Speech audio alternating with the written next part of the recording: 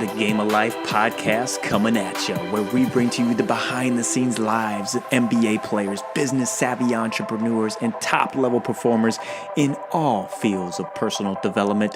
The podcast that helps you become the best version of you. The Game of Life, David Nurse. Here we go. That every day, it's not really a quote per se, but it's just something that I've kind of always just kind of drove me forward, is like that you always want to be better when the sun goes down than you were when the sun came up. Game of Lifers, welcome back to another episode of the Game of Life podcast, where we bring on just the coolest of cool people to just blow your mind.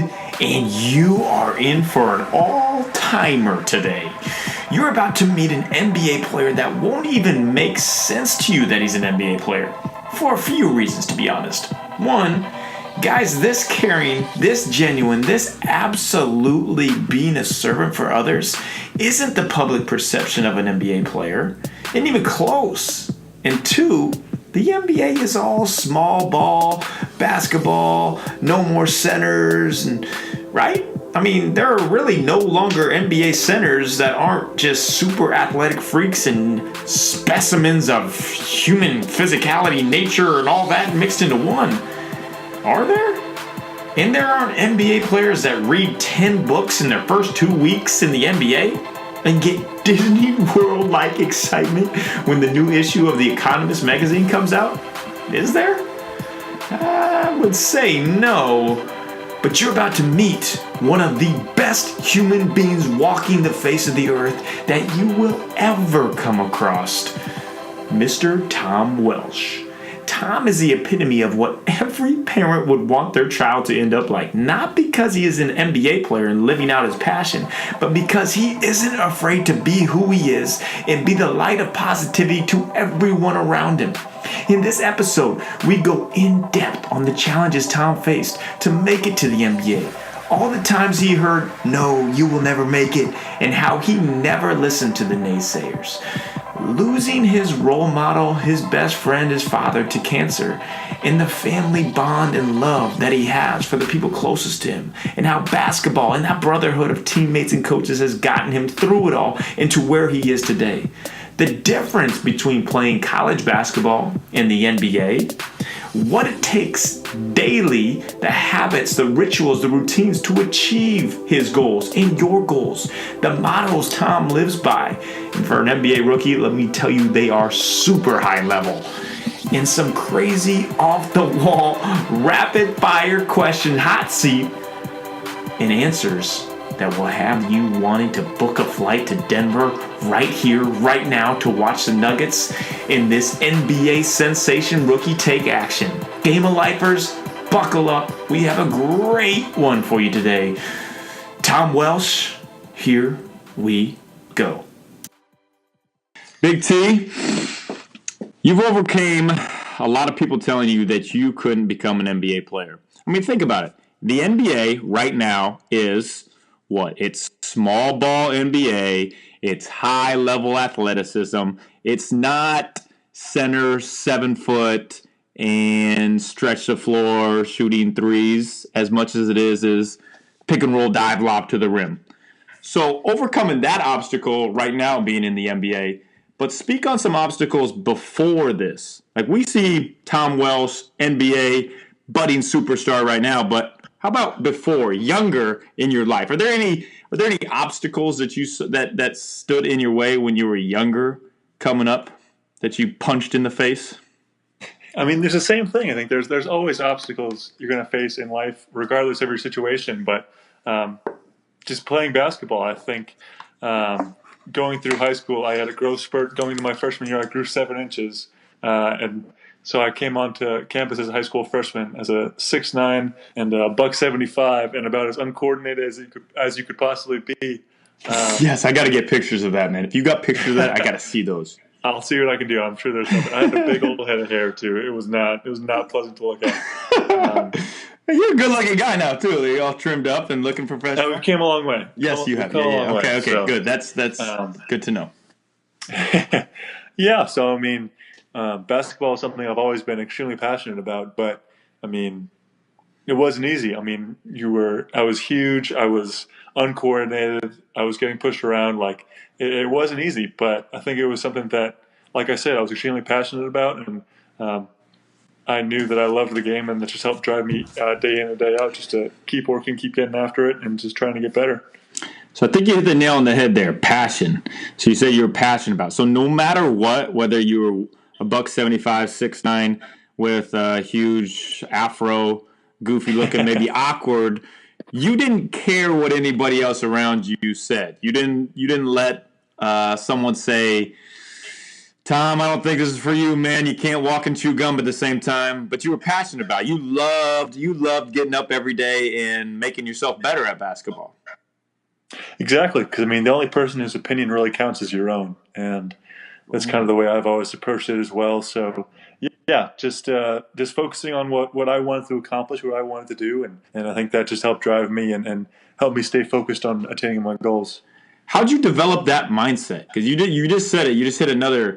You're just dropping gold gems out there, man. This is why I think you were going to be president of the United States. Oh my! How did you develop that mindset of knowing the only one that matters is what you think, not what others think of you? I don't know. I think that just stemmed from, I think, the way my parents raised me. They always put a lot of emphasis in the fact that, not this direct quote, but this is a quote that I think kind of sums it up well, is that to give anything less than your best is to sacrifice the gift. And if you're actively thinking about what others are thinking about you, you're not going to be able to focus on improving yourself or what you need to get better at or anything like that. So, yeah, I think just that was always kind of a mindset thing for me, that no matter what it was I was doing, I wanted to give it 100%. And I knew that if I was worried about what other people thought, I wouldn't be able to do that. So, man, that's so good. And yeah, you had amazing being raised by amazing parents too. So that helps as well for sure. But just having that mindset is definitely not something many kids have at that level and that age either. Is there anything in particular that sticks out to you? Was there any time like a coach doubted you or a peer doubted you or somebody doubted you and that you really that was kind of your Mount Everest that you were going to climb that you had to get over? I don't know if there's any singular example of that. I don't know, honestly. That's a really good question. I think I was just, like I said, kind of focusing on myself. And, yeah, honestly, I don't really know. I'm trying to think of where I could go with this. I'm not really sure. No, that's good. If you don't have a direct – that's good. You lived each day with, the passion of pursuing basketball and wanted to make it your dream. Was your goal always to play in the NBA? Yep. Yeah, and you're there. Yes. But it's not like now that you're there, it's not like, hey, I've arrived. I can relax. No, no. Exactly. It's even more so. It juices you up even more. It's built in your DNA that you're going to do every single day. You're going to do something to make yourself better. All right. Welcome back to the Game of Life podcast. We've got Jeremy Lin on. Jeremy, what's going on? The two most important days in your life are the day you're born and the day you find out why. He's like the eye of the hurricane, because in the middle of the hurricane, it's really calm. And so Michael never tried to stop all the madness around him. What he learned was he just got calm in the middle of it. Stealing that pass at Staples, I was like, dude. Yeah. Give Kobe a little glance after that. What's up? You want to be that person that when they walk into a room that people are happy to see you. Talk to me about working with Ronaldo. You helped coach Ronaldo to become a great sleeper. A human test tube. Thank you, man. I think that's like one notch up from being a human guinea pig. They'll take it. In a good way. And I just pray, man. I just pray and I just thank God for everything. The moment you realized, man, I'm in the NBA. Oh, man, that was from day one. That was the day I got drafted, when I heard my name being called. Buckle up, the Game of Life podcast coming at you, where we bring to you the behind-the-scenes lives of NBA players, business-savvy entrepreneurs, and top-level performers in all fields of personal development. The podcast that helps you become the best version of you. talk us through the decision of going to UCLA. So I know you're a very bright guy. Your brother goes to Harvard. You will be president of the United States, so Yale would have been a good choice. What drew you to UCLA other than the beautiful sunshine and an amazing campus? A lot, honestly. I think, like you said, the fact that it was such a great academic school was definitely a plus for me. But I mean, if you look at the basketball history, it doesn't get better than UCLA and any other school in the country. In terms of the players they've produced, the championships they've won, I mean, it's the cream of the crop in that area. And I think the coaching staff was another thing that really stood out. It was a great group of young guys, and they really knew their stuff, and it was just a lot of fun to get after it every day with them. And I knew that going in. I mean, just from talking to the players, it sounded like they really got along well with the coaches, and practices were run really well, run efficiently. So that was just a really good sign for me. I think just another little addition for why I wanted to go there. And also because of Bill Walton. And Bill Walton and David Durst to seal the deal. Yes, seal the deal. Oh, yeah, man. I remember that first day in SAC. You were already at UCLA, to your credit. You were already there. But That's right. You were thinking about transferring at that time, but after you met me, it was game over. Yeah, I know. That's awesome. Yeah, man. So UCLA, now in the NBA. Okay. So being able to do that, being able to go from high school to UCLA to the NBA, it might sound like it's okay. He was a McDonald's All-American. It can happen. That's just who he is. But there's habits that you've built, like saying outworking everybody, doing something small to make yourself better each and every day. Are there habits in your daily routine? Like, are there habits when you wake up that you think, okay, I got to do this or I got to do that? Of course, practicing basketball, lifting weights but is there any like little secrets, like the secret of Tom? Is there anything that you would say that you're like, maybe you're a little quirky about? Like for me, I'm getting my ice cold shower every morning. 3 minutes ice cold shower, and I'm ready to rock. Plus a lot of coffee, but you know what I mean. Yeah, honestly, I don't think I have like a singular thing, like a specific thing I do each and every day. I do just like to remind myself, like, one word I kind of try to constantly think about is just being efficient. Nice. And that's being efficient in how I spend my time and what, like, Nice. just basically in how I spend every hour of the day. So, I wouldn't say I have like a thing like you, like the 3 minute cold shower in the morning, but just trying to make the most of every hour of the day. That's a really good answer, and I'm glad you're not a nut like me yet. You will become a nut. You're still young. But efficiency, and we were talking about it too, like now that you're out of college and now that you don't have to take the test, the first thing you said to me was, I've been reading. I've read 10 books. The season just began. So you're an efficient nut, a nut for learning, which is great because you view it like me. Every day you got 24 hours. Most basketball players will look at, all right, got 24 hours. I got all these other hours to kill. I'm just gonna go to practice and then I'll video game it and kill the rest of my. I'm guessing you haven't picked up much Fortnite since you've been out there. I've played a little bit, but yeah, exactly. I try to avoid as much as possible. There you go. Yeah, dabble just to know what's going on. But yeah. that efficiency, that's what drives you to become great on the court, but also what drives you to become great off the court. And like a lot of people don't know, I mean, NBA players, they're not the great ones. The great ones that I see are not just defined by basketball alone. And like I keep joking about you being the president of the United States, it's a joke, but it might not actually be a joke. It might happen. Talk to me about economics. Talk to me about it doesn't have to be economics, but what you foresee yourself doing after basketball is over. That's a good question. I only bring good questions. That's all I bring. No, I like it. I say that every time because I mean, it's got to give extra point of emphasis how good these questions are. So yeah, I think so. I studied econ in college at UCLA, and I think that looking back, my mindset was just that. Well, it was something that I was very interested in, but also I think it was something that could open a lot of doors for me down the line when I'm done playing basketball. That I could apply to a lot of different things in the job search world, I guess.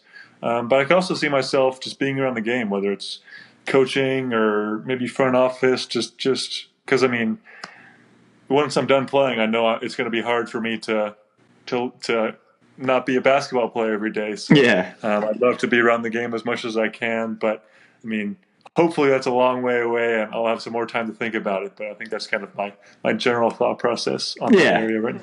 And you have a long time to think about it. And with all the books you read and everything per day, you'll get a lot of insight on it. But like we talked about in the past too, you would be an amazing GM.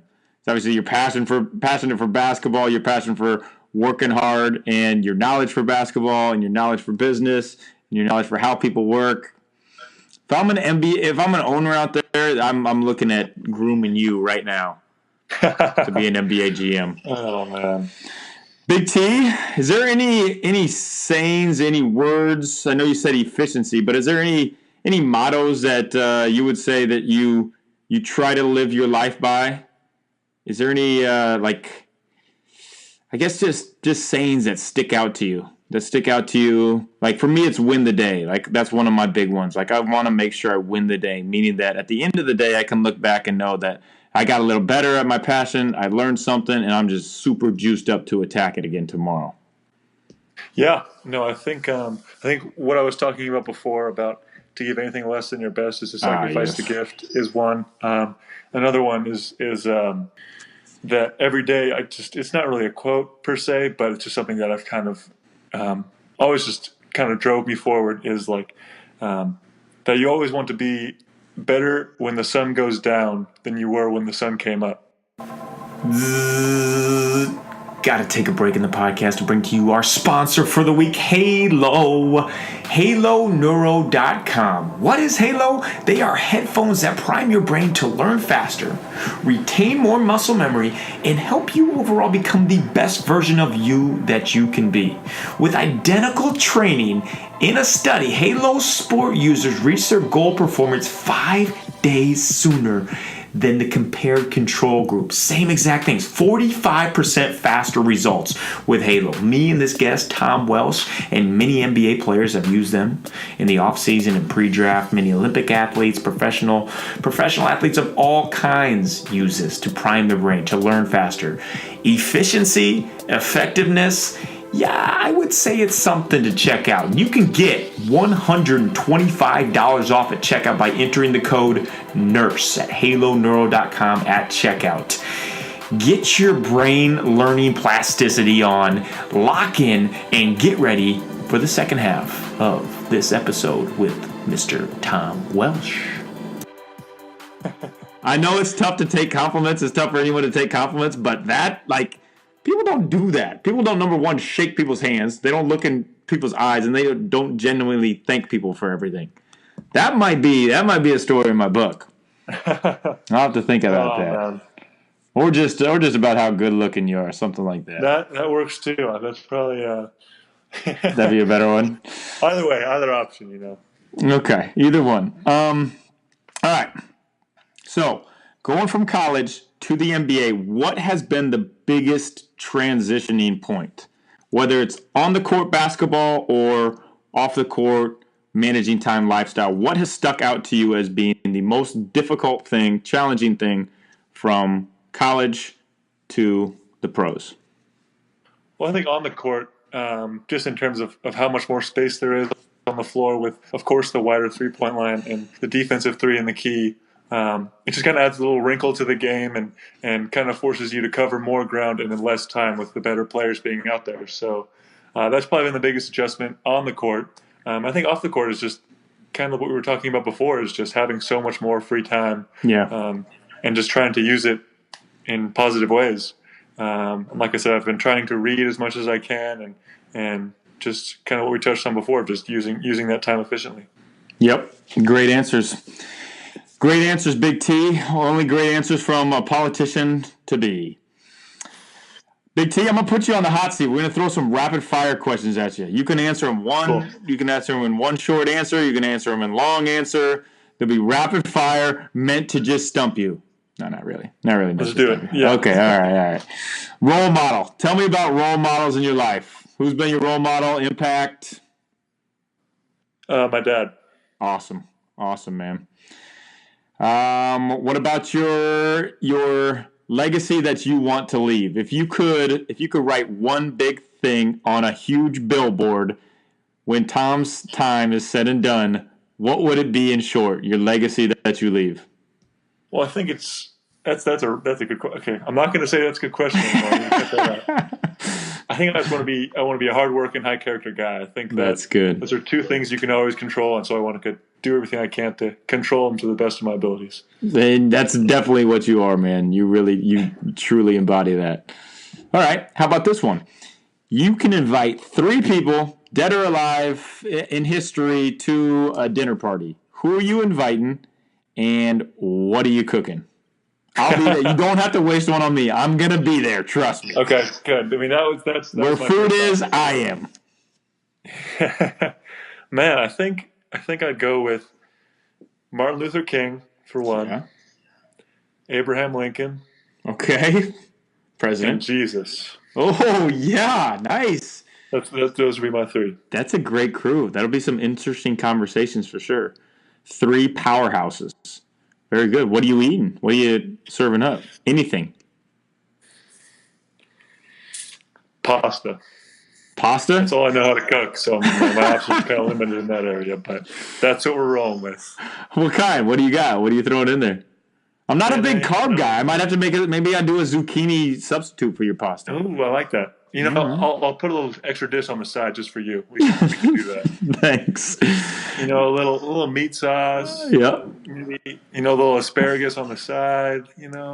Okay. All right. I'm down with that. Throw some, I mean, just trying to switch it up a little bit. I thought you were going to say the Whole Foods hot bar. Just give everybody $15 and go to the Whole Foods hot bar. Too. I know. And hey, as you get older and into your older years in the NBA, your nutrition coach looking right at you, it's all going to start sinking in, baby. All those things I used to tell you, all our Panini cafes and Whole Foods runs, it's sinking in. I was just planting the seeds, just planting them. Exactly. Is there anything that you see in the NBA as being like super specific that in those kind of terms, like nutrition or sleep importance, that you didn't see before in college? I think just the emphasis on sleep and recovery. Yeah. Cold tubbing is also a big point of emphasis, just to keep your joints healthy and just help your legs recover as well. So, yeah, I think those are probably the biggest things they've been focusing on for us. Recovery. That's an interesting thing for you to say, the person who wants to just continue to be on court working. It's a balance, Nice, man. Nice. Very good. All right, what other rapid-fire ones do I got for you? Let me check some notes here, Big T. Anything that you want to talk about? Anything that you have on your mind that you want to share with everybody out there? Share with the Game of Life podcast world? Man, that's I know, it's tough. I don't have anything for you right now. Okay. I can't buy you too much time to get you the extra rapid-fire questions. All right, Big T. Let's say that you are giving advice. You're speaking to an audience of a bunch of kids, thousands of kids. They all want to be Big T's. They're little Big T's. Okay, they look up to you. You're the role model. What advice are you going to give them? What knowledge are you going to drop on them? I think I'd say just to trust in yourself, work as hard as you can. Honestly, I think those are the 2 most important things. Trust and have that belief in yourself and your abilities, and focus on just making the most of everything you get. I like that. Trust in yourself, confidence in yourself, belief in yourself. That's what we stand for here, Big T, me and you. So I got to ask you the question I ask everybody. It can be something quirky. It could be like a headband rocking like your boy is over here. But what makes you you? What little quirk? You got to give me some little thing, some little different thing that people might not know about you, but it's your swag. When you got it rocking, it's your swag. It could be rocking country boots. I'm surprised we haven't talked about country concerts yet. That's it. So I was trying to think. You sparked my thought process here. I think just loving the country culture, loving country music. I'd say that's what it is for me. I love that, man. Do you have country boots out there? I don't actually. I need to get some here in DC. You have some in Denver? Do you have some in back at general home. back at home? Okay. I have some. Yeah. I was going to say I need to get you some. I need to get you a country hat. I need to get you a old That's Western what I need. hat. That'll finish out the look. I credit you for helping me develop my country music taste buds, which helped me in my relationship where I'm now engaged. So basically, it's because of you that I'm going to have the wife that I have learning my country music. Thank you, man. Big T, you were off the hot seat. You were off. Any kind of pressure questions, you're free now, my man. The Game of Life podcast. Blessed to have Big T on here. The best overall person that I know. I'm not trying to pump you up, Big T. Seriously. We could go days, weeks, hopefully we don't, a year without talking, and it'd be the same. Like you're the same guy, which is awesome. Which in no way, shape, or form is a bad thing. You are the epitome of consistency, being genuine, caring, hard work, believing in yourself, not caring what others think. A 1%er, Big T! Appreciate that, Nurse. Thanks for having me on. Of course, man. Okay, I'll hit the stop button. Boom.